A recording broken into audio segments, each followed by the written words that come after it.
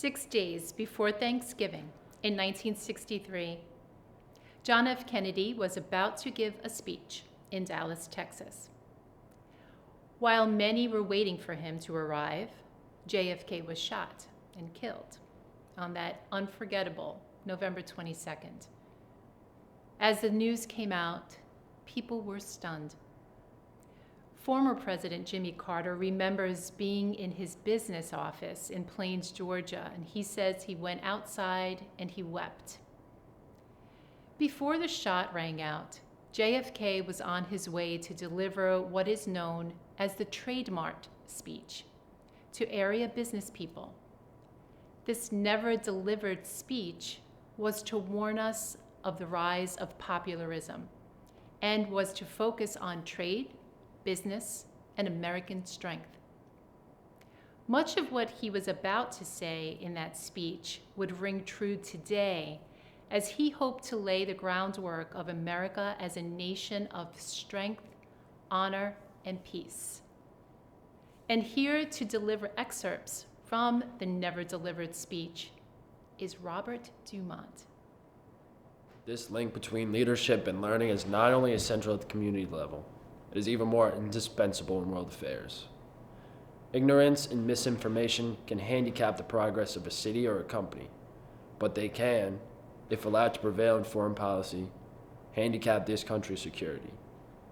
In a world of complex and continuing problems, in a world full of frustrations and irritations, America's leadership must be guided by the lights of learning and reason, or else those who confuse rhetoric with reality and the plausible with the possible will gain the popular ascendancy with their seemingly swift and simple solutions to every world problem.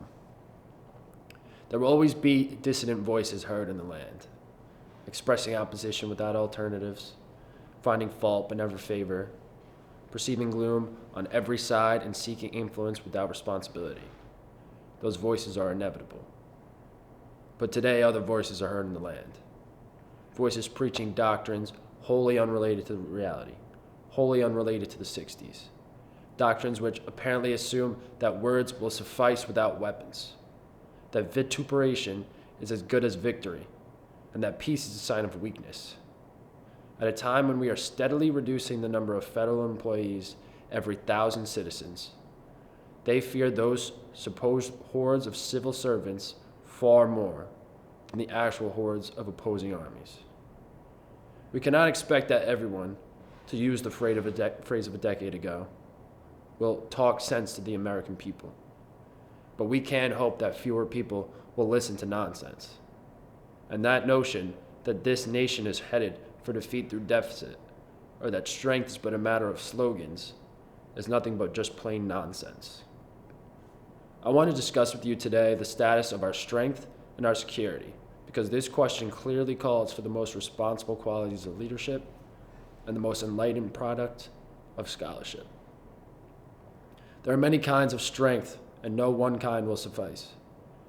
Overwhelming nuclear strength cannot stop a guerrilla warfare. Formal pacts of alliance cannot stop internal subversion. Displays of material wealth cannot stop the disillusionment of diplomats subjected to discrimination. And above all, words alone are not enough. The United States is a peaceful nation. And where our strength and determination are clear, our words need merely to convey conviction, not belligerence. If we are strong, our strength will speak for itself. If we are weak, words will be of no help. This strength is composed of many different elements, ranging from the most massive deterrents to the most subtle influences. And all types of strength are needed. No one job can do the job alone. But American military should not and need not stand alone against the ambitions of international communism. Our security and strength, in the last analysis, directly depend on the security and strength of others. And that is why our military and economic assistance plays such a key role in enabling those who live on the periphery of the communist world to maintain their independence of choice. Our assistance to these nations can be painful, risky, and costly, as is true in Southeast Asia.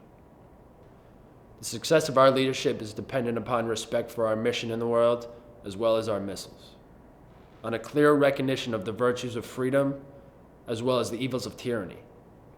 I have taken a host of other steps to carry our message of truth and freedom to all the four corners of the earth.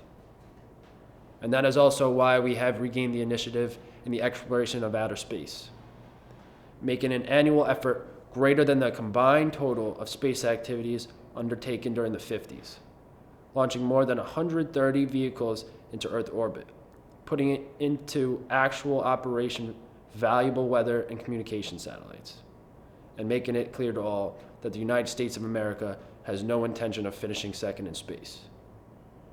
This effort is expensive, but it paves its own way, for freedom and for America. There is no longer any doubt about the strength and scale of American science, American industry, American education, and the American free enterprise system. Finally, it should be clear by now that a nation can be no stronger abroad than she is at home. Only America which practices what it preaches about equal rights and social justice will be respected by those whose choice affects our future. Only an America which has fully educated its citizens is fully capable of tackling the complex problems and perceiving the hidden dangers of the world in which we live. My friends and fellow citizens, America today is stronger than ever before. Our adversaries have not abandoned their ambitions. Our dangers have not diminished. Our vigilance cannot be relaxed. But now we have the military, the scientific, and the economic strength to do whatever must be done for the preservation and promotion of freedom. That strength will never be used in pursuit of aggressive ambitions. It will always be used in pursuit of peace. It will never be used to promote provocations. It will always be used to promote the peaceful settlement of disputes. We in this country and this generation are, by destiny rather than choice, the watchmen on the walls of freedom. We ask, therefore, that we may be worthy of our power and responsibility, that we may exercise our strength with wisdom and restraint, and that we may achieve in our time and for all time the ancient vision of peace on earth, goodwill toward men. That must always be our goal, and the righteousness of our cause must always underlie our strength. For as was written long ago, except the Lord keep the city, the watchman waketh but in vain. Thank you.